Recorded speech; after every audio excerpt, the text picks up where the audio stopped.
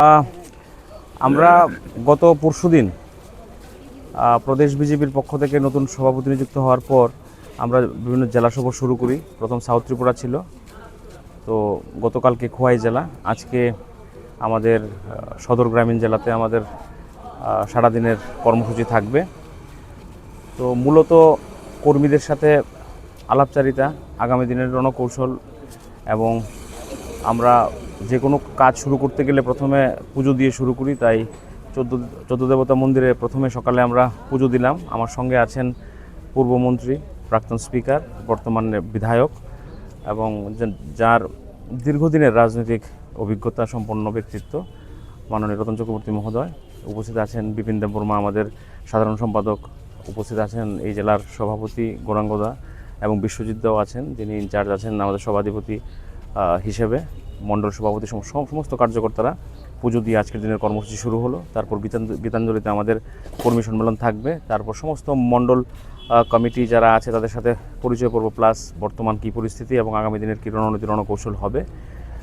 যারা পুরনো কার্যকর্তা এবং বরিষ্ঠ ব্যক্তিত্ব আছে তাদের সঙ্গে আলাপচারিতা হবে। আইটি, সোশ্যাল মিডিয়া নিয়ে আলোচনা, সাংগঠনিক সমস্ত বিষয় নিয়ে একটা পর্যালোচনা। আগামী দিনে আমাদের রণনীতি রণকৌশল কী হবে, এবং আগামী দিন মোদীজি যে স্বপ্ন দেখেছেন যে বিকশিত ভারত, সেই লক্ষ্যে সাংগঠনিকভাবে তৃণমূল স্তর পর্যন্ত আমাদের যে সিদ্ধান্ত, আমাদের পার্টির যে গঠনতন্ত্র, সেটাকে পৌঁছে দেওয়া, সে লক্ষ্যেই আমাদের এই প্রবাস কর্মসূচি আজকের। তো আমি ধন্যবাদ জানাবো এখানকার সমস্ত দলীয় কার্যকর্তাদের বিশাল সংখ্যায় উপস্থিত হয়ে আমরা প্রথম কার্যক্রম আমরা সারলাম। তারপর পরবর্তী কার্যক্রম থেকে আমরা এইমাত্র রওনা হব। মার নামে বৃক্ষরোপণ করলেন, কি বলবেন?